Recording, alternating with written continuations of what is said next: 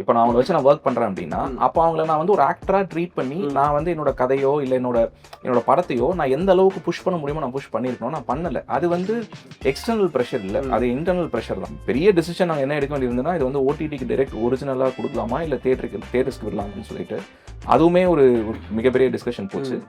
நீங்க என்ன ஃபீல் பண்றீங்களோ, அது கண்டிப்பா நீங்க தியேட்டர்ல கிடைக்காது. கம்மியா தான் இருக்கும். நீங்க அதுக்கு ப்ரிப்பேர் ஆயிட்டு போயிடுங்க. ஏதோ ஒரு விதத்துல நீங்க உட்கார்ந்திருக்கும்போது தோணும், ஏன் அந்த சவுண்ட் கேட்கவே மாட்டேங்குது, ஏன் கேட்க மாட்டேங்குது? நீங்க உட்கார்ந்து அவ்வளோ ஒர்க் பண்ணியிருப்பீங்க. அங்க பார்த்தீங்கன்னா ஸ்பீக்கர் போயிருக்கும். வீடியோ கேம்ஸ் வந்து ரொம்ப சப்ஜெக்டிவான ஒரு எக்ஸ்பீரியன்ஸ் தான். எனக்கு ரெசிடென்ட் ஈவில் 4 ரொம்ப பிடிக்கும். Super game. கிளாசிக். ஆமா. 2, 3 தடவ நான் ஃபினிஷ் பண்ணியிருக்கேன். ஈஸிலேருந்து கொஞ்சம் ஃபினிஷ் பண்ணியிருக்கேன். ஆக்சுவலா பயமாவும் இருக்கும் அந்த கேம் ஆடுறதுக்கு.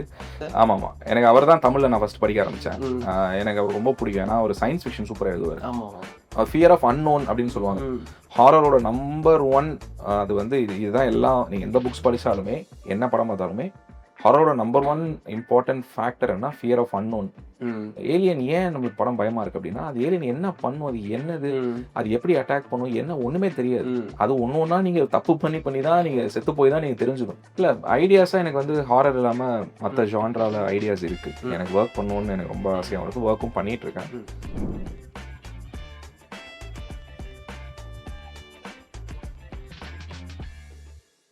ஏன்னா இப்ப நம்ம ஆல்ரெடி பேசின மாதிரி நம்ம கிட்ட நிறைய துன்பம் இருக்கு.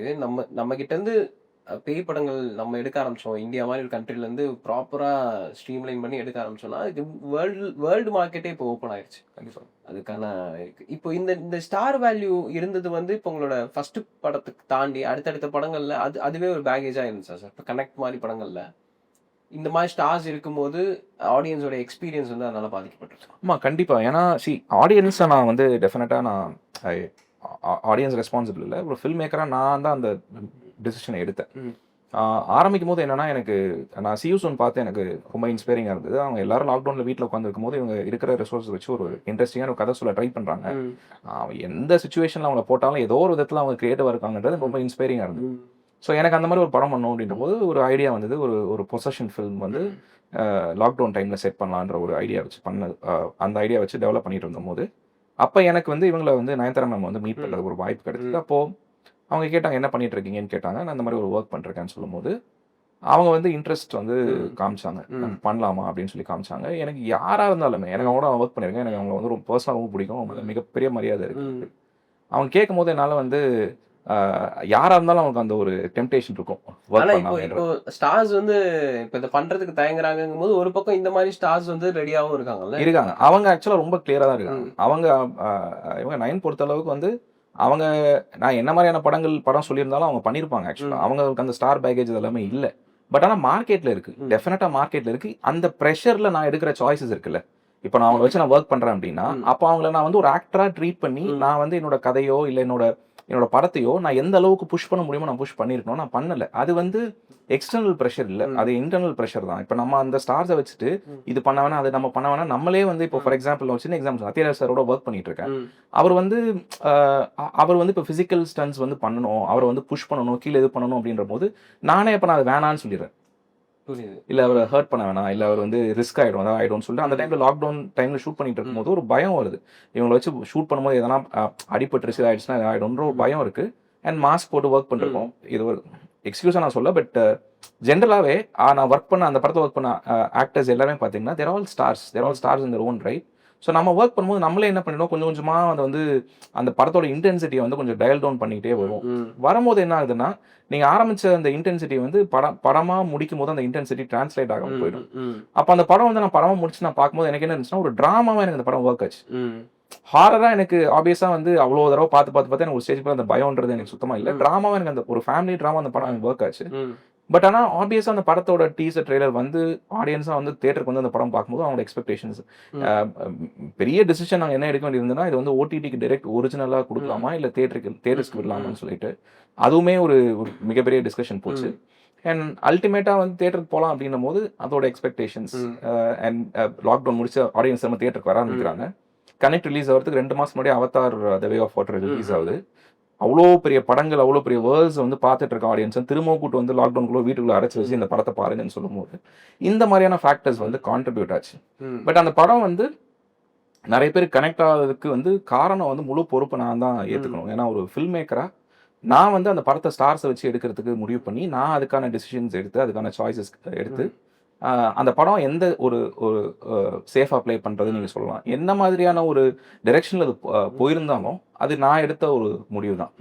ஸோ அது எனக்கு ஒரு மிகப்பெரிய லேர்னிங் எக்ஸ்பீரியன்ஸாக இருந்தது. அந்த படமாக முடிச்சு அந்த படம் பார்த்துட்டு எல்லாரோட ரியாக்ஷனும் வாங்கிட்டு ஒரு 6 months உட்காந்து யோசிச்சும் போது எனக்கு அதுக்கப்புறம் கொஞ்சம் கொஞ்சமாக அந்த அவேர்னஸ் வந்தது. ஓகே, நம்ம ஆரம்பிச்சும் போது வேற ஒரு இன்டென்ஷன் ஆரம்பிச்சோம், பட் முடியும் போது வேற ஒரு இடத்துல லேண்ட் ஆயிருக்கு. ஸோ நம்ம எந்த இன்டென்ஷன்ல எந்த ஒரு இதில் ஆரம்பிக்கிறோமோ அதை வந்து ஏதோ ஒரு விதத்துல பாதுகாத்து வச்சுக்கிறது வந்து ரொம்ப முக்கியம்னு நான் நினைக்கிறேன் படம் முடியிற வரைக்கும். ஏன்னா அதை வந்து நீங்க காம்ப்ரமைஸ் பண்ணிட்டீங்கன்னா நீங்க எந்த காரணத்துக்காக ஒரு விஷயத்தை தொடங்குறீங்களோ அந்த காரணத்துல இருந்து வெளியே போயிடுவீங்க. ஸோ அது ரொம்ப முக்கியம்னு நினைக்கிறேன் நான். இப்போ நான் கனெக்ட் பார்க்கும்போது எனக்கு ஃபர்ஸ்ட் ஐடியாவாவே இது ரொம்ப பிடிச்சிருந்தது. ஒரு லாக்டவுன் டைமுங்கிறது நம்ம ஃபிக்ஷன்லாம் உருவாக்கல, ரியலாவே வேர்ல்டில் நடந்த ஒரு விஷயம். அது ஹாரருக்கு வந்து அழகா ஒரு ஒரு பிளேட் மாதிரி, கோல்டன் பிளேட் மாதிரி வந்து உட்காந்துருச்சு. ஏன்னா நம்ம எல்லாருமே செக்யூரிட்டடா இருக்கும். ஒரு ஹாரர் படத்துக்கு என்ன தேவை, எப்பவுமே ஒரு தனியான ஒரு வீடுன்னு நம்ம காமிக்கிறதுக்கு பதிலா ஒரு சிட்டில இருந்தாலுமே நம்ம தனிமைப்படுத்தப்பட்டோம். ஸோ தனியா நம்ம இருக்கோம், ஒரு ஹெல்ப் கூட வெளியில கேட்க முடியாது, இந்த ஸ்ட்ரீட்டை தாண்ட முடியாது, எல்லாமே லாக் ஆயிருக்கு அப்படிங்கிற சுச்சுவேஷன்ல ஒருவேளை நம்ம வீட்டில் இருக்கிற ஒருத்தர் பொசஸ்ட் ஆயிட்டா, இங்க பேய் இருக்கு அப்படின்னு ஒரு வீட்டில் தெரிஞ்சுட்டா நம்ம என்ன மாதிரி ஆவோங்கிற அந்த தாட்டே ரொம்ப இன்ட்ரெஸ்டிங்கான ஒரு தாட்டு, ரொம்ப ஸ்கேரியான ஒரு தாட்டும். எனக்கு அந்த படமா பார்க்கும்போது அதுல இருக்கிற செட் பீசஸ் நீங்க ஒர்க் பண்ணியிருந்த விதம் ரொம்ப பிடிச்சிருந்துச்சு. இப்போ ஃபார் எக்ஸாம்பிள் இவங்க எல்லாருமே இந்த ஒர்க் ஜூம் கால்ல இருக்கும்போது எங்க இருந்தோ ஒரு டிஸ்டர்பிங் நாய்ஸ் ஒன்று வந்துட்டே இருக்குன்ட்டு ஒருத்தர் கம்ப்ளைண்ட் பண்ணுவாரு. ஒவ்வொருத்தரா மியூட் பண்ணுவோம்.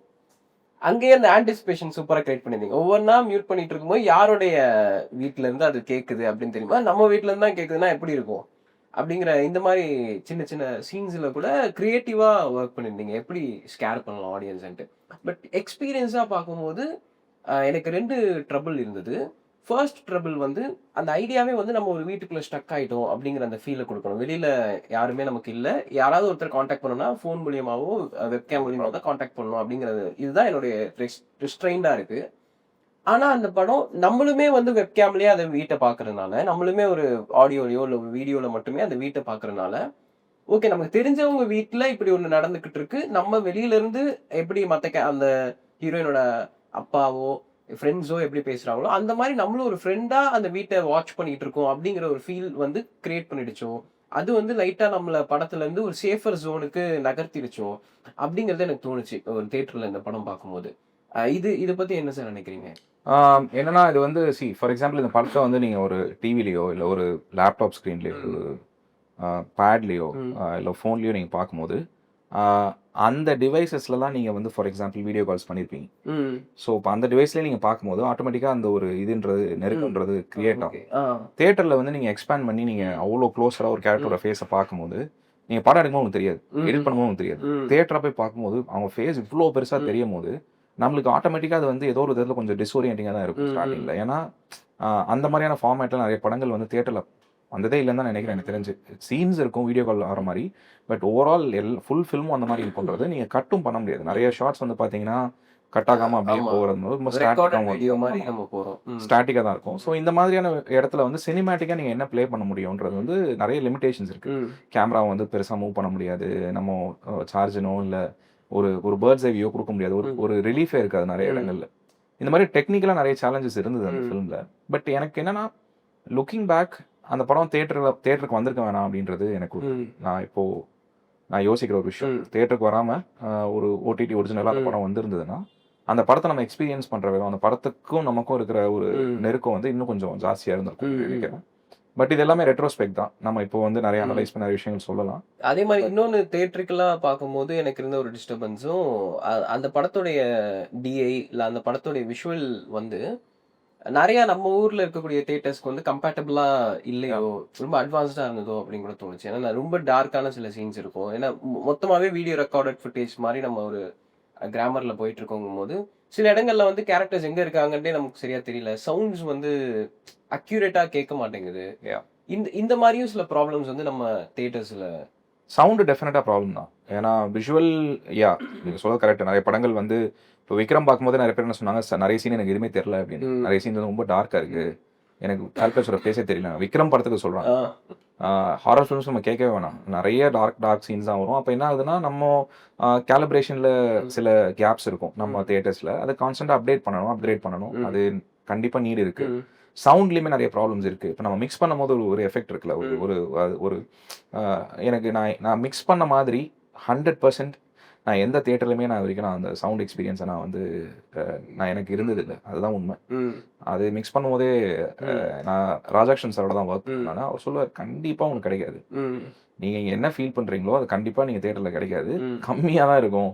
நீங்கள் அதுக்கு ப்ரிப்பேர் ஆகிட்டு போயிடுங்க. ஏதோ ஒரு விதத்தில் நீங்கள் உட்காந்துருப்போம் தோணுவீங்க, அந்த சவுண்டு கேட்கவே மாட்டேங்குது, ஏன் கேட்க மாட்டேங்குது. நீங்கள் உட்காந்து அவ்வளோ ஒர்க் பண்ணியிருப்பீங்க, அங்கே பார்த்தீங்கன்னா ஸ்பீக்கர் போயிருக்கும். ஸோ இந்த ப்ராப்ளம் இருக்குது. பட் ஆனால் அதுதான் அதோட தான் அந்த லிமிடேஷன்ஸோட தான் நீங்கள் ஒர்க் பண்ண வேண்டியிருக்கு. அதை நம்ம ஒன்றும் பண்ண முடியாது. அது ஒரு எக்ஸ்கியூஸாகவும் சொல்ல முடியாது. ஒரு படம் நல்லா இருந்ததுன்னா சவுண்டு விஷுவல்லாம் பிரச்சனையே இல்லை. ஆக்சுவலாக அதில் குறைகளோடையே நீங்கள் அந்த படத்தை பார்த்தாலும் அந்த படம் ஒர்க் ஆகணும். அதுதான் உண்மை. ஆக்சுவலாக ஒரு சாதாரண ஒரு சாமானியனுக்கு வந்து அவனுக்கு அந்த விஷுவல் சவுண்ட்லாம் பிரச்சனையே இல்லை. அவன் ஃபோனில் 240p வந்து ஒரு ஃபுல் படம் வந்து பார்த்துருவான். அவனுக்கு ப்ராப்ளம் இல்லை. எனக்கு இன்ட்ரெஸ்டிங்காக இருக்கு, நான் பார்க்குறேன், அவ்வளோ. ஸோ அதுவும் நம்ம பார்க்கணும். ஒரு ஃபில்ம் மேக்கராக நம்ம டெக்னிக்கல் ப்ரிசிஷன் கேலிப்ரேஷன்லாம் நம்ம பார்த்தாலும் ஒரு சாதாரண ஒரு ஆடியன்ஸ் மெம்பருக்கு வந்து அதெல்லாமே ஒரு பெரிய ஒரு இதுவாக இருக்காது. ஃபில்மில் இன்ட்ரெஸ்ட் இருக்கிறவங்க, ஃபில்ம் என்தூசியஸ்ட், ரொம்ப விரும்பி பார்க்குறவங்க, ஃபில்ம் பஃப்ஸ் வந்து அவங்களுக்கு அந்த ஒரு ஒரு ஒரு விஷுவலாகவும் சவுண்ட் வைஸாகவும் வந்து எனக்கு வந்து ஒரு ப்ரீமியம் எக்ஸ்பீரியன்ஸ் வேணும்னு எக்ஸ்பெக்ட் பண்ணுறது வந்து நியாயம்தான். ஏன்னா வீட்டில் அவங்களுக்கு ஒரு சவுண்ட் சிஸ்டம் க்ரியேட் பண்ணியிருப்பாங்க. அவங்க அந்த மாதிரி பார்த்து அந்த மாதிரி பழகியிருப்பாங்க. அந்த மாதிரியே பார்த்து பழகியிருப்பாங்க. அவங்களுக்கு கொஞ்சம் கஷ்டமாக இருக்கும் இந்த மாதிரி தேட்டர்ஸில் பார்க்குறது. எனக்கும் கஷ்டமாக தான் இருக்கும் சில சமயம். But that's the reality. அது என்னன்னா, நம்ம வீட்ல வந்து நிறைய பேருக்கு இருக்காது இந்த மாதிரி சவுண்ட் சிஸ்டம். ஸோ அதுக்கு தான் நம்ம அவ்வளோ தூரம் கஷ்டப்பட்டு டிராவல் பண்ணி தியேட்டரில் போய் பார்க்கும்போது அந்த சம்டைம்ஸ் தியேட்டரே அதுக்கு எக்யூப்டா இல்லாத போது நமக்கு டிசப்பாயிண்ட் ஆகுது. இல்லை, டெஃபினட்டா அது டிமாண்ட் பண்ணுறதும் அது வந்து தப்பு இல்லைன்னு நினைக்கிறேன். இப்போ நீங்கள் ஒரு காசு கொடுக்குறீங்க, இப்போ படம் போய் பார்க்குறீங்க அப்படின்னா உங்களுக்கு அந்த எக்ஸ்பீரியன்ஸ் வந்து நீங்கள் டிமாண்ட் பண்ணுறது தப்பே கிடையாது. தியேட்டர்ஸும் அதுக்கு வந்து ரொம்ப சென்சிட்டிவாக இருக்கணும்னு நினைக்கிறேன். ஏன்னா அவங்க வந்து at the end of the day வந்து ஆடியன்ஸ் வரலாம் கம்ப்ளைண்ட் பண்ணுறாங்கல்ல, வரமாட்டாங்க, ஏன்னா தியேட்டர் வந்து காலியாக இருக்குது, லாஸ்ட்டில் போயிட்டு இருக்கு. அப்போ நீங்கள் தியேட்டர் நீங்கள் வரவீங்க, அவங்கள அந்த எக்ஸ்பீரியன்ஸை கொடுங்க ஆடியன்ஸ்க்கு. நீங்கள் அவங்க காசு கொடுக்க கூட ரெடியாக இருக்காங்க. ஆனால் அந்த எக்ஸ்பீரியன்ஸை நீங்கள் வந்து அந்த ஒரு ப்ரீமியம் எக்ஸ்பீரியன்ஸ் அவங்களுக்கு கொடுங்கன்ற. வேற எங்கேயுமே அந்த எக்ஸ்பீரியன்ஸ் அவனுக்கு கிடைக்கலன்னா அவன் வந்து தான் ஆகணும். ஒரு வழி கிடையாது. சிம்பிள். கோயிலுக்கே மக்கள் போகிறாங்க. வீட்லேயே பூஜை ரூம் இருக்கு, வீட்லேயே சாமி கும்பிடலாம்ல, ஏன் கோயிலுக்கு போகிறாங்க? அந்த எக்ஸ்பீரியன்ஸை அந்த கோயில் கொடுக்குதுன்ற போது அந்த ஸ்பெஷல் எக்ஸ்பீரியன்ஸை வந்து நீங்கள் அங்கே போய் தான் அதை அனுபவிக்கணும். நல்ல மெட்டாஃபர் தான். பேய் படம் ஏன் தியேட்டருக்கு போகிறோம், சாமி கும்பிட ஏன் கோயிலுக்கு போகிறோங்கிறதும். ஏன்னா பேய் படங்கள் ஸ்மால் பட்ஜெட்டில் இருந்தாலும் அந்த எக்ஸ்பீரியன்ஸை கரெக்டாக டெலிவரி பண்ணிடுச்சுன்னா கண்டிப்பாக தியேட்டருக்கு போய் பார்க்கணுன்னு தான் எல்லாருமே விருப்பம். டெஃபினட். இப்போ கூட ரீசெண்டாக ஒரு பேய் படம் நல்லா இருக்குன்னு சொல்லிட்டா எல்லாருமே ஃப்ரெண்ட்ஸோட போய் பார்த்துடலாம். கண்டிப்பாக அந்த மாதிரி ஒரு ஆசை இருக்கும். இப்போ அடுத்தது வந்து உங்களோட ஃபிலிம் லாங்குவேஜ் இருக்குல்ல சார், இது வந்து எங்கே இருந்தெல்லாம் உங்களுக்கு இன்ஸ்பயர் ஆச்சுன்னு நீங்கள் யோசிச்சிருக்கீங்களா சார்? இப்போ வீடியோ கேம்ஸில் இம்பேக்ட் இருக்கா உங்களுக்கு? அதில் நீங்கள் படித்த புக்ஸு, இந்த மாதிரி என்னென்ன விஷயங்கள் வந்து உங்களை இம்பேக்ட் பண்ணியிருக்கு சார்? சரி, நிறையா சொல்லலாம். இன்ஃப்ளூயன்சஸ் வந்து நிறைய சொல்லலாம்.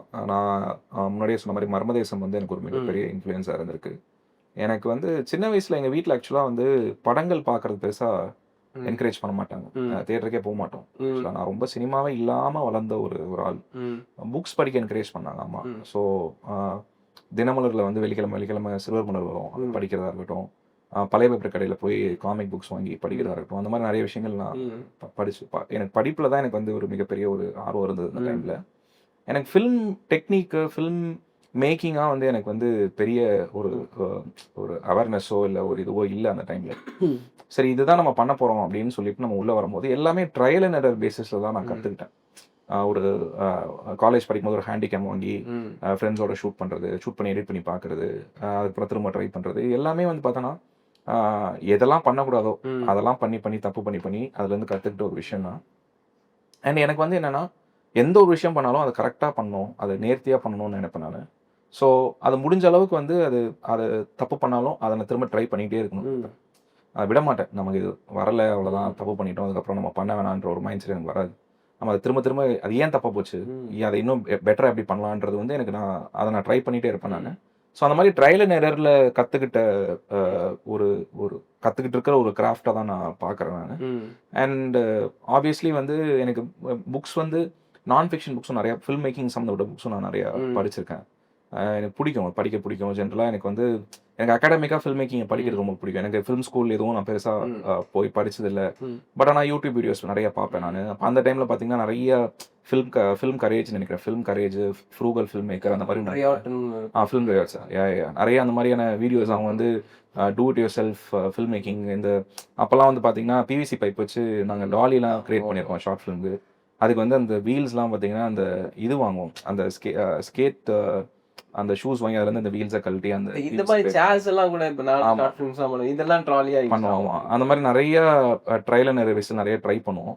ஸோ அப்போ பயங்கர எக்ஸைட்டிங்காக இருக்கும் பண்ணுறதுக்கு. அது ஒரு ஆல்மோஸ்ட் லைக் ஒரு ரிசர்ச் பண்ணி நம்ம ஒரு விஷயத்தை கண்டுபிடிக்கிறோன்ற மாதிரியான ஒரு ஃபீலிங் இருக்கும்.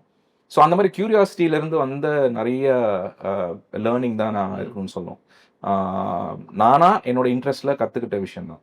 இப்போ நீங்க உங்களுக்கு பிடிச்ச புக்ஸோ இல்லை வீடியோ கேம்ஸ் ஆடுவீங்களா உங்களுக்கு? வீடியோ கேம்ஸ் எனக்கு ரொம்ப பிடிக்கும். நான் PS2, PS3, PS4, PS5 நான் வாங்கல. PS4 வரைக்கும் இருக்கு. நான் ஆடி இருக்கேன். நான் இப்போ கம்மியாயிடுச்சு. என்ன மாயா ஃபர்ஸ்ட் டைம் பார்க்கும்போதே, அப்போ நீங்க உங்க யாரு உங்க ஒர்க்ஸ் எதுவுமே எனக்கு தெரியாது. அதை பார்க்கும்போதே நான் சொன்னேன், இது எனக்கு வீடியோ கேம் பார்க்குற மாதிரி இருக்கு. அந்த த்ரில் வந்து பயங்கரமா என்ன மாதிரி ஷார்ட்ஸ் வைக்கிறோன்னு இருக்குல்ல. இப்போ ஃபர்ஸ்ட் சீன்ல 2 பேரும் பேசிட்டு இருக்கும்போதே முதுகுக்கு பின்னாடி டைரக்டான ஷார்ட்ஸ் எல்லாம் இருக்கும். இது எல்லாமே கிரீப்பியான ஷார்ட்ஸ். உண்மையிலே பின்னாடி ஏதோ ஒன்று இருக்கு போல அப்படின்னு நம்மள இது பண்ற இந்த மாதிரி எல்லாம் வந்து விஷுவலைசேஷன் ஈஸியா வீடியோ கேம்ஸ்ல நிறைய வரும். உங்களுக்கு பிடிச்ச கேம்ஸ் ஏதாவது 2-3 இன்ஃப்ளூயன்ஸ் பண்ணது?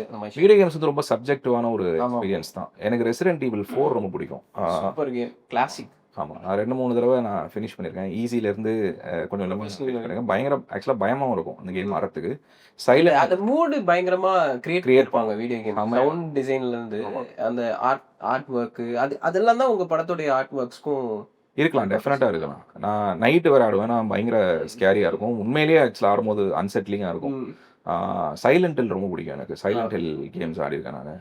அதுக்கப்புறம் எனக்கு நான் பேட்மேன் ஆடும் போதெல்லாம் எனக்கு பயமாக இருக்கும். லைக் வந்து பேட்மேன் ஆர்க் அது ஆடும்போது எனக்கு அது வந்து ரொம்ப ஈரியாக இருக்கும். அந்த என்வாயன்மெண்ட்டு ஏதாவது ஒரு இதுக்குள்ளே போகும்போது தனியாக நடந்து போகும்போது செம பயமாக இருக்கும். ஆக்சுவலாக டேவிட் ஃபின்ச்சர் சொல்லியிருப்பாரு, 7 இன்ஸ்பிரேஷன் வந்து காத்தம் தான். அந்த ஊருக்கான இன்ஸ்பிரேஷன் வந்து காத்தம் தான். ஏன்னா எப்போ ரோட்ல ஒரு சீன் நடந்தாலும் ஏதோ ஒரு இடத்துல பின்னாடி ஆம்புலன்ஸ் போகிற ஒரு சவுண்டோ, ஏதோ டெலிஃபோன் அடிச்சுக்கிட்டே இருக்கு, இல்லை எங்கேயோ ஸ்க்ரீமோ ஏதோ ஒன்று கேட்டுகிட்டே இருக்கு. அவங்க சவுண்ட் டிசைன்லேயே அவர் வந்து அந்த படத்தை ஒரு மாதிரி ஈரியா ஒரு எக்ஸ்பீரியன்ஸ் பண்ணுறதுக்காகவே டிசைன் பண்ணியிருக்காரு. ஸோ அதான் காத்தம் உண்மையிலே ஒரு ஸ்கேரியான சிட்டி தான். மேக்ஸ் பெயினுமே செம ஈரியா இருக்கும். நான் பிசியில் ஆடும் போதே பயங்கர ஈரியா இருக்கும். எனக்கு வந்து ஒரு நோவார்ன்றதை விட அது வந்து கொஞ்சம் எனக்கு ஹாரர் ஜோனில் தான் எனக்கு இருக்கிற மாதிரி எனக்கு ஒரு ஃபீலிங் இருக்கும். ஒரு மாதிரி பயங்கர ஈரியா போகும். அதோட ஒரு மாதிரி வந்துட்டு எங்கேருந்து யார் ஆட போகிறாங்கன்ற ஒரு ஃபீலிங் இருந்துகிட்டே இருக்கும் ஆக்சுவலாக எனக்கு. ஸோ அந்த மாதிரி நான் கேம் பிளே பார்த்துருக்கேன். நான் பெருசாக ப்ளே பண்ணதில்லை. எனக்கு என்னன்னா எனக்கு ஒரு சின்ன பிரச்சனை இருக்குது. எனக்கு ஃபர்ஸ்ட் பர்சன் கேம்ஸ் நிறையா நான் வந்து ஆடுறதுக்கு எனக்கு வந்து ஆக்சுவலாக கொஞ்சம் தலை சுத்தம். எனக்கு அந்த ப்ராப்ளம் இருக்குது. ஸோ ஃபர்ஸ்ட் பர்சன் ஷூட்டர் வந்து எனக்கு எப்பயுமே ஆடுறது கொஞ்சம் தேர்ட் பர்சனாக பிரச்சனை இல்லை, அட்ஜஸ்ட் பண்ணிவிடுவேன். ஃபர்ஸ்ட் பர்சன் ஷூட்டர் வந்து நிறைய இது வந்து எனக்குமே ஃபர்ஸ்ட் பர்சன் ஷூட்டர் எனக்குமே விளையாட பிடிக்காது. எனக்கும் ரெசிடென்ட் ஈவில் மாதிரி எனக்கு ஷோல்டருக்கு மேலே இருக்கணும், அப்போதான் மாதிரி எக்ஸ்பீரியன்ஸ் இருக்கும். ஏன்னா இப்போ விஆர்லேயே நிறைய வந்துருச்சு. ரெசிடென்ட் ஈவில் ரீசெண்டாக 6 or 5 நினைக்கிறேன் 7 விஆரில் வந்திருக்கு. அதெல்லாம் நான் கேம் பிளேலாம் பார்த்துட்டு இருந்தேன். செம்ம ஈரியா இருந்தது. அது இன்னுமே பயங்கர ஹெட்செட் போட்டு நம்ம பர்சீவ் பண்ணும்போது விஆர் வந்து நினைக்கிறேன் அது பேரு. அது இஆர்லயே வந்துச்சு. பட் அதை விட அது ஆனா சரியா போல. மறுபடியும் என்னன்னா ஸ்டோரி டெல்லிங் தான் முக்கியங்கிற மாதிரி அந்த பழைய கேம்ஸ் திருப்பி ரீபூட் பண்ணி விடுறாங்க. அதுதான் இப்பயும் சூப்பரா செல் ஆகுது. ஏன்னா நீங்க ரெசிடென்ட் ஈவில் 4 நீங்க சொல்ற கேம்ஸ் எல்லாமே ஸ்டோரியாவுமே நம்ம அந்த கேரக்டரோட ரொம்ப ரூட் பண்ணுவோம். அந்த கேரக்டர் மேல நமக்கு ரூட்டிங் இருந்தாதான் அந்த கேரக்டருக்கு எதுவும் ஆயிருமோன்னு சொல்லி நமக்கு ஒரு பதட்டம் இருக்கும். இன்னொன்னு என்ன, பிடின்னு சொல்லி ஒரு கேம் இருக்கு. அது வந்து வெறும் ட்ரையல் மட்டும் தான் ரிலீஸ் பண்ணாங்க, ஃபுல் கேம் ரிலீஸ் பண்ணல. அது பேசிக்கா ஒரு வீட்டில் நீங்கள் எந்திருப்பீங்க. அந்த வீட்டில் இருந்து நீங்கள் வெளியே தப்பிச்சு போனால் அந்த வீட்டில் ஒரு பேய் இருக்கும், அவ்வளோதான். இதுதான் அந்த கேமோட இது. அடிநாதமே நீங்கள் ஒன்றுமே பண்ண முடியாது. நீங்கள் பேய் அடிக்க முடியாது, ஒன்றுமே பண்ண முடியாது. நீங்கள் ஓடணும், அவ்வளோதான். நீங்கள் அது வந்து எங்கே போனாலும் அது வரும். பிடி அது வந்து ஆக்சுவலாக அந்த கேம் வந்து அந்த கேம் நீங்க கேம் பிளே மட்டும் பாருங்க, செம்ம ஸ்கேரியா இருக்கும். கண்டிப்பா பாருங்க. நான் வந்து அவுட்லாஸ்ட் வந்து நீங்க முடிஞ்சா ட்ரை பண்ணுங்க. ஏன்னா எனக்கு ஃபர்ஸ்ட் பர்சன் பிடிக்காது. ஆனா அது ஆடின போது அந்த கேமுக்கு அதுதான் கரெக்டோன்னு எனக்கு தோணுச்சு. அந்த எக்ஸ்பீரியன்ஸ்க்குள்ள கரெக்டா ஒரு அசைலம்குள்ள இருந்து வெளியே வர அதுக்கு தான் ஸ்பெசிஃபிக்கா சொல்றேன். மாயா நீங்க ஒரு வேர்ல்டு ஒன்று கிரியேட் பண்ணிருப்பீங்களா, கிட்டத்தட்ட அவுட்லாஸ்ட் அந்த மாதிரி ஒரு வேர்ல்டு தான். அவங்க ரியலாவே வந்து ஒரு ஹாஸ்பிட்டல்ல இப்படி நடந்துட்டு இருந்திருக்கு. அந்த ஹாஸ்பிட்டல்ல மையப்படுத்தி தான் அந்த கேமே பண்ணிருப்பாங்க. ஓகே, ஸோ அவங்க செகண்ட் பார்ட்டும் சரி, இது எல்லாமே வந்து அவங்க வெளிநாட்டுல something based on a real இன்சிடென்ட்டோ இல்ல ஹாரிஃபிக்கா நம்ம ரியல்லே நம்ம நடக்கிறது இல்ல. சிவிலைசேஷன்ல ஒரு பெரிய அ கொலை நடக்கிறதா இருக்கலாம். இல்ல நெறைய பீப்பிள ஒரு இடத்துல வச்சு டார்ச்சர் பண்றதா Yeah, yeah. இருக்கலாம். இல்ல நம்ம அப்யூஸ் பண்றதோ, இந்த மாரி ரியல் ஹாரர பேஸ் பண்ணி நம்ம அத இன்னும் என்ஹான்ஸ் பண்ணி நம்ம சூப்பர் நேச்சுரல் எலிமெண்டோட சொல்லும்போது, Yeah. இன்னும் டெரிஃபிக்கா Yeah, இந்த இருக்கும். நாசி கேம்ப்ஸ் அண்ட் ஆமா. ஜூயிஷ் பீப்புள் வந்து இது பண்ணது, கான்சன்ட்ரேஷன் கேம்ப் நெறைய இருக்கு. அது ரியல் லைஃப் ஹாரர்ல இருந்து ட்ரா பண்ற ஒரு இந்த விஷயம் தான் மனிதனுக்குள்ளேயே அவ்வளவு பெரிய இது இருக்குன்றது. இது இருக்கு. ஹாரர் இருக்கு. அவனுக்குள்ளேயே ஒரு பெரிய மிருகம் இருக்கு அப்படிங்கிற மாரி இருக்கும். அ நீங்க உங்களுக்கு பிடிச்ச அதே மாரி ஒரு 2, 3 புக்ஸும் உங்கள இன்ஃப்ளூயன்ஸ் பண்ணது, இல்ல உங்களுக்கு ரொம்ப பிடிச்சது? ஹாரர் கேக்குறீங்களா இல்ல ஏய், மத்த ஜான்? நீங்க காமனா சொல்றது கூட சொல்லுங்க. நெறைய புக்ஸ் இருக்கு. நீங்க சுஜாதாவோட ஃபேன் இல்லையா சார்? ஆமாமா. எனக்கு அவர் தான் தமிழ்ல நான் ஃபர்ஸ்ட் படிக்க ஆரம்பிச்சேன். ம். எனக்கு அவர் ரொம்ப பிடிக்கும். ஏன்னா அவர் சயன்ஸ் ஃபிக்ஷன் சூப்பரா எழுதுவாரு. ஆமா. அவரு ஜான்ரால வந்து பெருசா எழுதல. பட் அவர் எழுதின கொலையுதிர் காலம் எனக்கு பிடிக்கும். ம். அது வந்து சூப்பர் நேச்சுரல் ஸ்பேஸ்ல அவர் எழுதின ரொம்ப சில புக்ஸ்ல எனக்கு ஒண்ணு ஆக்சுவலா. அவரோட சயன்ஸ் ஃபிக்ஷன் கலெக்ஷன் ரொம்ப பிடிக்கும் எனக்கு. அண்ட் அவர் என்னன்னா வந்து எல்லாத்தையும் பத்தியும் எழுதுவார். டெக்னாலஜி பத்தி எழுதுவாரு. இது கட்டிங் எட்ஜ்ல இருந்த ஒரு ரைட்டர்னு நினைக்கிறேன். ஆமா, ஆமா. உலகத்துல என்ன நடக்குதோ எல்லாமே அவருக்கு எப்படியோ அந்த டைம்ல தெரிஞ்சிட்டு இருக்கும். இன்டர்நெட் கூட இல்ல அப்போ.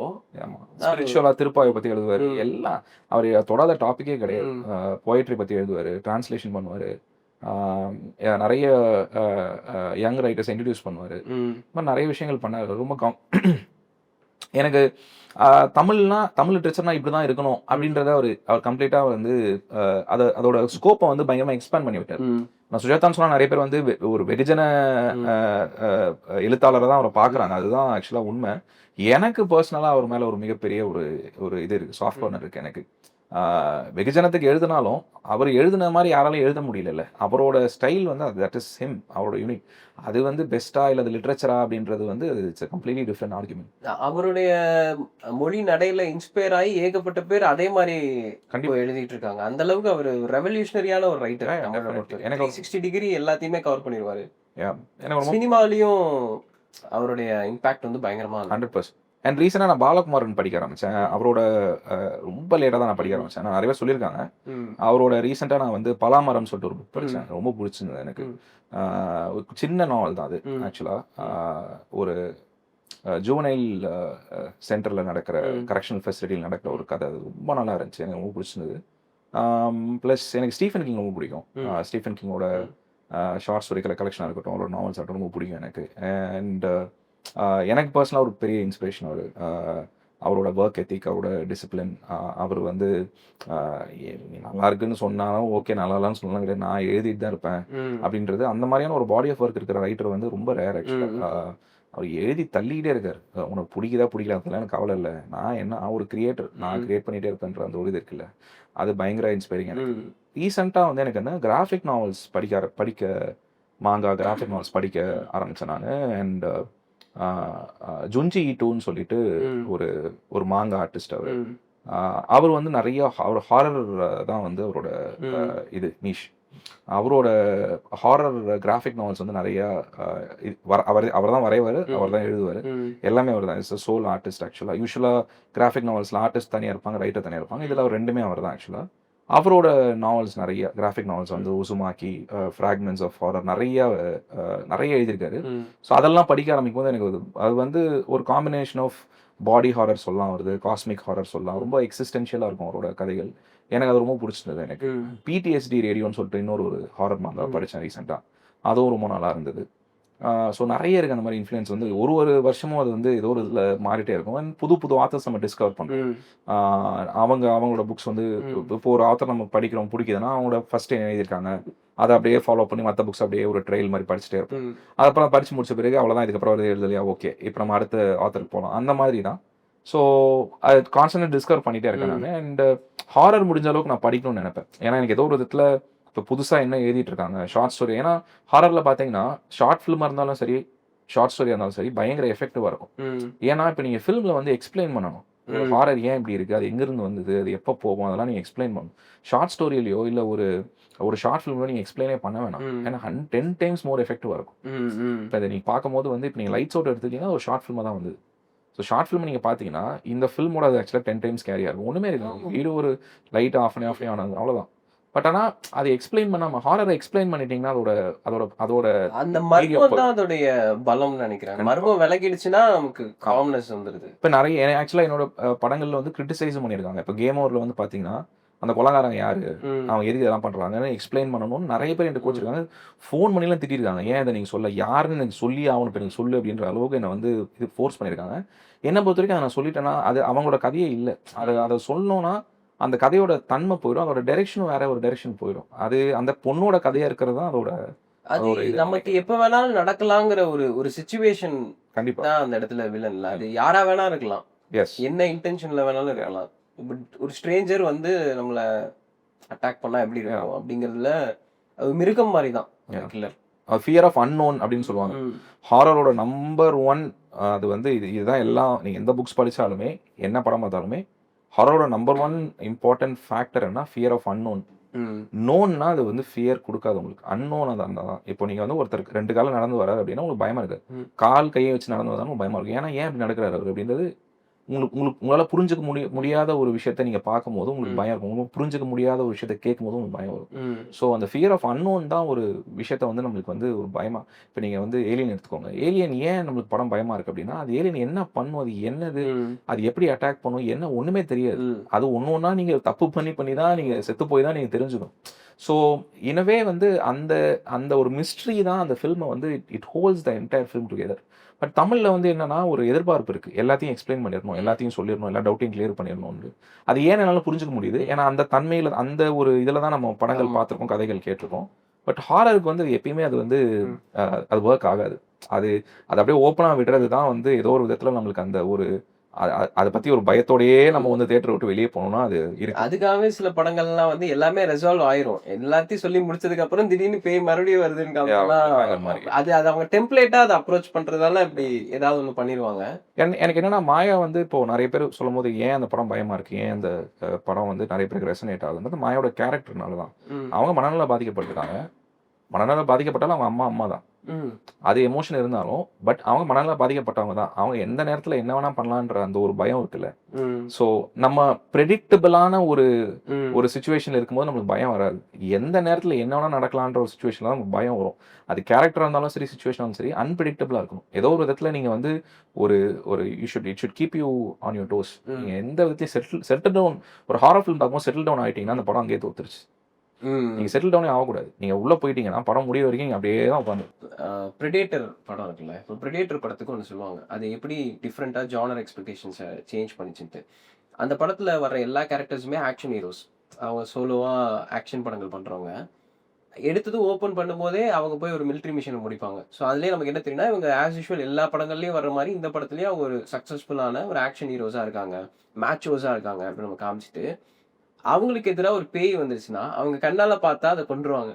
அந்த பேய் கண்ணிலே தெரிய மாட்டேங்குதுங்கும் போது ஆக்ஷன் ஹீரோஸே அந்த இடத்துல வல்னரபிளா மாத்தினது தான் அந்த படத்துடைய சக்சஸ்ன்னு சொல்லுவாங்க. நீங்க அந்த ஏலியன் சொன்ன மாதிரி அது எப்படி அட்டாக் பண்ணதுன்னே தெரியல. இவங்க வந்து 10 பேர் வந்தாலும் அடிச்சிருவானுங்க. ஆனா அந்த இந்த ஒரு ஒரு கிரீச்சர் என்ன பண்ணுதுன்னே தெரியலங்கும் போது அந்த ஃபியர் ஆஃப் அன்னோன்ல ஒவ்வொருத்தரா இறக்க ஆரம்பிச்சு அப்ப அந்த கிரீச்சர் எப்படி ஃபங்க்ஷன் ஆகுதுங்கிறத ஐடென்டிஃபை பண்ணி அதுக்கேற்ற மாதிரி ஸ்மார்ட்டா ஒன்று பண்ணும்போது தான் எண்டில் ஹீரோவால டிஃபீட் பண்ண முடியும். ஸோ நான் இது கவனிச்சுட்டே வந்திருக்கேன். நிறைய டைரக்டர்ஸ் வந்து ஃபர்ஸ்ட் படம் வந்து ஒரு ஆக்ஷன் ஒரு ஹாரர் படம் பண்ணுவாங்க பிகாஸ் ஆஃப் பட்ஜெட். அதுக்கப்புறம் அவங்களோட ஃபில்ம் மேக்கிங் கிராஃப்டுக்காகவும் ஜேம்ஸ் வேனா இருக்கட்டும் அவருடைய ஃபில்மோகிராஃபி ஃபாலோ பண்ணும்போதும் ஹாரர் பண்ணி அவங்க அதில் ஒரு எக்ஸல் ஆனதும் அங்கேருந்து ஆக்ஷன் படத்துக்கு அவங்களால ஈஸியாக டேர்ன் ஓவர் பண்ண முடியுது. ஏன்னா இதே மேட்டர் தான் அந்த the other side of the coin நீங்கள் சொன்ன மாதிரி. இப்போ தமிழே இப்போ கார்த்திக் சுப்ராஜ் பண்ணியிருக்காரு, ஜேம்ஸ் வேணும் அதே மாதிரி பண்ணிட்டே இருப்பார். டக்குன்னு ஃப்ரான்ச்சைஸ் சேஞ்ச் ஆகும். அவர் ஆக்ஷன் படங்கள் நிறைய ஸ்காட் டெரிக்சன் வந்து இது பண்ணியிருக்காரு. எக்ஸாஸ்டும் எமிலி ரோஸ் பண்ணிட்டு டாக்டர் ஸ்ட்ரேஞ்ச் பண்ணாரு. ஸோ நிறைய டைரக்டர்ஸ் இருக்காங்க அந்த மாதிரி. இது ஈவில் டெட்டுடைய டைரக்டர் சாம் ரெய்மியா ஸ்பைடர்மேன் பண்ணாரு. ஸோ நீங்கள் அந்த மாதிரி ஒரு டிரான்ஸ்ஃபர்மேஷன் கொடுப்பீங்களா? ஸோ அடுத்து ஆக்ஷன் பண்ணலாம் அந்த மாதிரி உங்களுக்கு ஐடியா இருக்கா சார்? இல்லை, ஐடியாஸாக எனக்கு வந்து ஹாரர் இல்லாமல் மற்ற ஜான்ரால ஐடியாஸ் இருக்குது. எனக்கு ஒர்க் பண்ணணும்னு எனக்கு ரொம்ப ஆசையாக இருக்குது. ஒர்க்கும் பண்ணிட்டு இருக்கேன். என்னன்னா வந்து ஒரு தடவை பிரியாணி வித்துட்டோம்னா திரும்ப வரவங்களாம் வந்து பிரியாணி தான் வேணும்னு கேட்குற மாதிரி வந்து ஜென்ரலாக என்கிட்ட வரவங்க வந்து எக்ஸ்பெக்டேஷன் என்ன ஹாரர் தான் இருந்தால் பிச் பண்ணுங்கன்ற ஒரு எக்ஸ்பெக்டேஷன் எல்லாருக்குமே இருக்குது. நம்ம வேற ஒரு கதை இருக்குன்னு சொன்னாலுமே அதை நம்ம பண்ணி காமிக்கும் போது தான் அவங்களுக்கு வந்து ஓகே இவரால் இதுவும் பண்ண முடியுன்ற அந்த நமக்கு ஒரு பிம்பம் வச்சிருக்கோம் எல்லாரும் மேலேயும். அது எனக்கும் இருக்கு, உங்களுக்கும் இருக்கும், எல்லாருக்குமே இருக்கும். அந்த பிம்பம் இருக்கிறது ஒரு விதத்துல நல்லது தான். ஏன்னா அவர்னா அந்த விஷயம் கரெக்டாக பண்ணுவார் அப்படின்ற ஒரு ஃபீலிங் எல்லாருக்குமே வந்துடும். பட் ஆனால் அதை தாண்டி அவருக்கு மற்ற விஷயங்கள் அவர் பண்ணணும்னு இன்ட்ரெஸ்ட் இருக்கு, அவர் பண்ணணும்னு எஃபர்ட் எடுக்கிறாருன்ற போது அது நம்மளோட ரெஸ்பான்சிபிலிட்டி தான். நம்ம தான் வந்து அதை பண்ணி காட்டணும். நம்ம பண்ணி காமிச்சா தான் எல்லாருக்குமே வந்து ஓகே இவரால் இதுவும் பண்ண முடியுன்றது. ஏன்னா ரிசல்ட் தான் எல்லாமே இருக்கு. நம்ம வாயில என்னதான் சொன்னாலும் films are made, films are not like நீங்க வாயில பேசுறது படம் கிடையாது. நீங்க படமா எடுத்து நான் உங்ககிட்ட காமிக்கிறேன். அது 2 நிமிஷமா இருந்தாலும் சரி, 2 மணி நேரமா இருந்தாலும் சரி, இட் டசன்ட் மேட்டர். நான் உங்ககிட்ட காமிக்கணும். I need to show you an image. Finish film காமிச்சா தான் அது அந்த ஒரு கன்விக்ஷன் வரும் நம்ம மேல.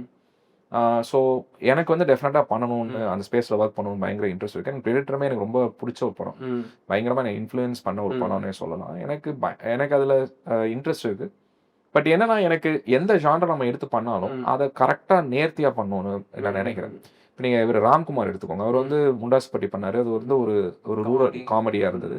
அப்புறம் அப்படியே ஜம்ப் ராட்சசன். முண்டாசுப்பட்டிக்கு அதுக்கும் வந்து சம்மந்தமே இருக்காது. ஆனால் அதுக்கான டைம் அவர் எடுத்துக்கிறாரு. இப்போ ஒரு காமெடி பண்ணும்போது அது எந்த அளவுக்கு ஜஸ்டிஃபை, அதை எந்த அளவுக்கு என்டர்டெய்னிங்காக பண்ண முடியுன்றதை அதை உள்வாங்கிட்டு அதை கரெக்டாக பண்ணுறாரு. ஒரு சீரியல் கில்லர் ஃபிலிம் பண்ணும்போது அதை எந்த அளவுக்கு உள்வாங்கி பண்ணுறாரு.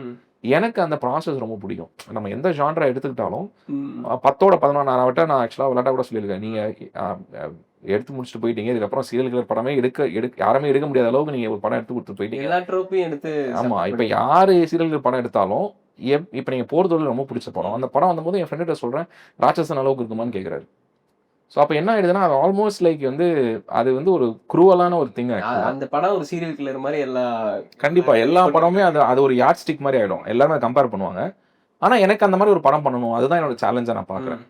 நம்ம எந்த ஜான்ரா கை வைக்கிறோமோ அதை வந்து ரொம்ப எஃபெக்டிவாகவும் நேர்த்தியாகவும் நம்ம பண்ணி கொடுக்கணும் ஆடியன்ஸ்க்கு.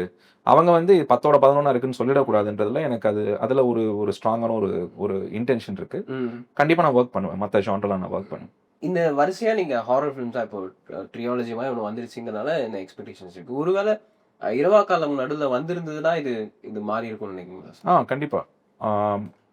படம் வந்து படத்தோட ரிசல்ட் நம்ம கையில இல்ல. ஆனா படம் இவரால இந்த மாதிரி படம் எடுக்க முடியும்ன்றது வந்து ஆடியன்ஸுக்கும் சரி, இண்டஸ்ட்ரிக்கும் சரி, ட்ரேடுக்கும் சரி, அவங்க அந்த படத்தை பார்க்கும்போது ஓ அவர் இந்த மாதிரி படமும் எடுப்பாரா அப்படின்ற ஒரு ஃபீலிங் இருக்கும். ராட்சசன் ரிலீஸ் ஆகும்னு வச்சுக்கோங்களேன், ராம்குமாரால ஒரு ஃபிலிம் பண்ண முடியும்னு யாருக்குமே அந்த நம்பிக்கை வராது. வரணும் அவசியமே இல்லை. அவர்கிட்ட கேட்டாலும் அவர் தான் சொல்லுவார், நான் படமா எடுத்து காமிக்கும் போது அவர் ஸ்கிரிப்டே வந்து கிட்டத்தட்ட ஒரு 25-27 பேர்கிட்ட நான் சொல்லியிருக்கேன் நான் அப்படின்னு சொல்லியிருக்காரு. ஸோ அவங்களுமே முண்டாசுப்பட்டு மாதிரி ஒரு கதை சொல்லுங்க தான் கேட்டிருப்பாங்க. அவர் வந்து அதை உடச்சிட்டு வெளியே வரும்போது தான் நமக்கு அந்த ஒரு நம்மளுக்கு பார்க்குறோம் பரவாயில்ல என்ன வேணா பண்ண முடியும். ஸோ ஒரு ஃபில்ம் மேக்கருக்கு வந்து ஒரு 2வது படம்ன்றது ரொம்ப முக்கியம். ஏன்னா ஃபர்ஸ்ட் படம் எப்பவுமே பார்த்தீங்கன்னா பிகினர்ஸ் லக்குன்னு சொல்லுவாங்க. அவர் என்னெல்லாம் கதை வச்சிருந்தாரோ, என்னெல்லாம் ஐடியாஸ் எல்லாத்தையும் படத்தில் கொட்டிட்டாருன்னு சொல்லுவாங்க. 2வது படம்ன்றது ஒரு பெரிய ஒரு ஆசெட் டெஸ்ட் மாதிரி ஒரு ஃபில்ம் மேக்கருக்கு. அது வந்து அவர் இந்த படத்தை தாண்டி அவருக்குள்ள நிறைய விஷயங்கள் இருக்கு. அவர் வந்து ஒரு ஒன் டைம் வண்டர் கிடையாதுன்னு ப்ரூவ் பண்றதுக்கான ஒரு படம். அந்த படம் ரிலீஸ் ஆகாது வந்து ரொம்ப ஒரு அன்ஃபார்ச்சுனேட்டான ஒரு விஷயம் தான். அண்ட் அது என்ன இன்னைக்கு வரைக்கும் என்ன வந்து அதோட பாதிப்பு எனக்கு இருக்கு. பர்சனல் லெவலையும் இருக்கு, ப்ரொஃபஷனல் லெவலையும் இருக்கு.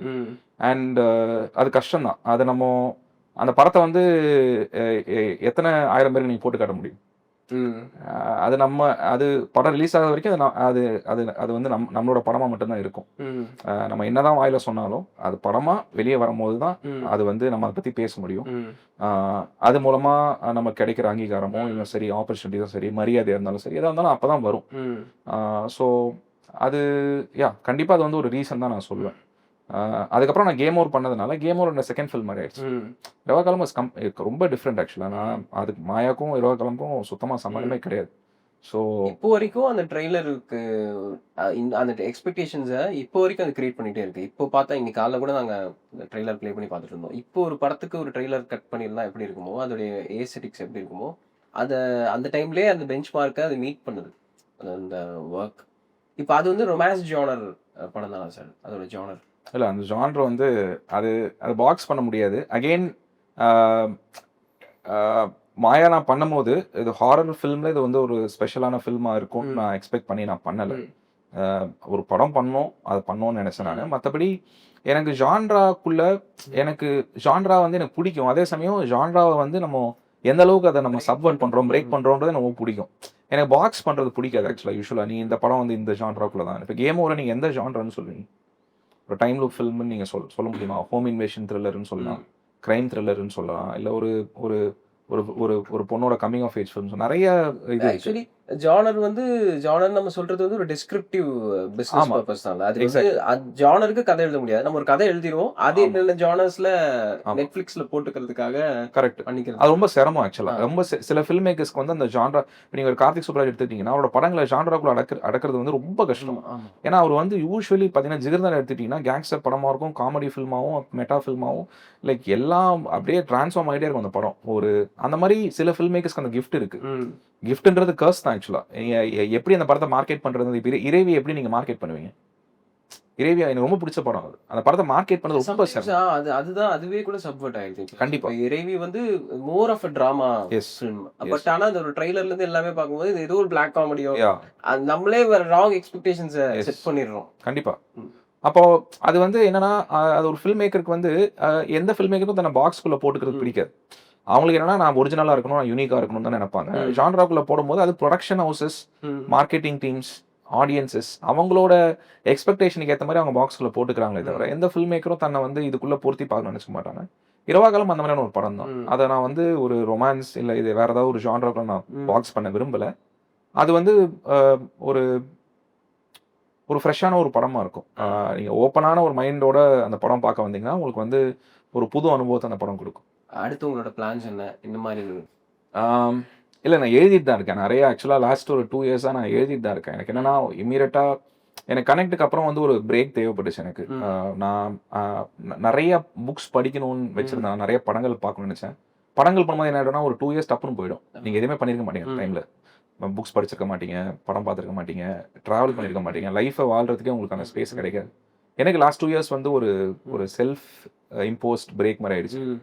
ஃபேமிலியிலும் சில விஷயங்கள் இருந்தது. ஸோ ஹெல்த் ப்ரொசீஜர்ஸ்லாம் இருந்தது. ஸோ அதெல்லாமே பண்ணிட்டு இருக்கும்போது, எனக்கு நேச்சுரலாவே இந்த பிரேக் வந்துடுச்சு. அந்த டைம்ல நெறைய படிக்கிறதுக்கு, படங்கள் பார்க்கறதுக்கு, ஜென்ரலா லைஃப்ப வந்து நம்ம எந்த டைரக்ஷன்ல போறோம், என்ன பண்ணிட்டு இருக்கோம்னு என்ன நானே ஆய்வு செஞ்சுக்கிறதுக்கு வந்து இந்த நேரம் வந்து ரொம்ப தேவைப்பட்டுச்சு. So yeah! பேசிக்கா ரைட்டிங் தான். நெறையா எழுதிட்டு இருக்கேன். ம். அ எனக்கு முன்னாடி இருந்த ஐடியாஸ், இப்போ ரீசென்ட்டா வந்த ஐடியாஸ், ம். எனக்கு அந்த ப்ராசஸ் ரொம்ப புடிச்சிருக்கு. ம். எனக்கு எப்போ ரைட்டிங் வந்து போர் அடிக்குது, ம். இல்ல எனக்கு போதும் இதுக்கு மேல அத நோண்ட வேணாம், நம்ம படமா பண்ணலாம். எப்ப அந்த நான் ஒரு டைரக்டரா ம். எனக்கு அந்த ஆசை வருதோ, நான் அப்ப அந்த டைம்ல வந்து I will start making the film. அதுக்கு முன்னாடி வரைக்கும் ஒரு ரைட்டரா நான் ஒரு ரைட்டரா ஒரு முழுமை அடையணும்னு நெனைக்கிறேன். அந்த ம். ஒரு ஸ்கிரிப்ட்ல இதுக்கு மேல இதுல கை வைக்க வேணாம். நம்மளுக்கு தெகட்டிடும் ஒரு பாயிண்ட்க்கு ம். மேல. நம்ம இதுக்கு மேல அத கை வைக்க வேணாம்னு தோணும்போது, அப்ப நம்மளுக்கு வந்து ஸ்லோவா யோசிக்க ஆரம்பிப்போம். யார் நடிக்கலாம்? யார் வந்து அ யாரோட வொர்க் பண்ணலாம்? எங்க ஷூட் பண்ணலாம்? இப்படி பண்ணலாம். ஒரு டைரக்டரா எனக்கு ஒரு இன்ட்ரோவர்ட்டுக்கும், எக்ஸ்ட்ரோவர்ட்டுக்கும் இருக்கிற டிஃபரன்ஸ் தான் அது. ம். ரைட்டரா நீங்க இன்ட்ரோவர்ட்டா தான் இருக்கணும். ம். டைரக்டரா எக்ஸ்ட்ரோவர்ட்டா தான் ம். இருக்கணும். ஸோ அப்போ நீங்க லைஃப்ல சில ஃபேஸ்ல வந்து இன்ட்ரோவர்ட்டா மட்டும் தான் இருக்கணும்னு ஆசைப்படுவீங்க. யாரையுமே மீட் பண்ண உங்களுக்கு பிடிக்காது. ஏன் ஆள விடுறாங்கன்னு சொல்லிட்டு தனியா போய் ரூம்ல உட்காந்து. ம். ஆனா சில சமயம் என்ன ஆயிடும்னா, டக்குன்னு எனக்கு ரொம்ப என் ஃப்ரெண்ட்ஸ பார்க்கணும் போல இருக்கு. வெளிய போணும் போல இருக்கு. ம். அப்படின்ற ஒரு ஒரு ம். ஒரு மைண்ட் செட் வரும்போது, அப்போ ஆட்டோமேட்டிக்கா நீங்க அத பண்ணணும்னு நெனைப்பீங்க. ஸோ எனக்கு இப்ப ஸ்லோவா அந்த இன்ட்ரோவர்ட்லேருந்து எக்ஸ்ட்ரோவர்ட் போற ஒரு ஸ்டேட்ல இப்ப இருக்கு. ஓ! Great sir. All the best. அடுத்து எக்ஸ்பெக்ட் பண்ணிட்டு இருக்கோம். உங்களோட வொர்க் சீக்கிரம் வரணும்ன்ட்டு. Thank you. Thank you sir.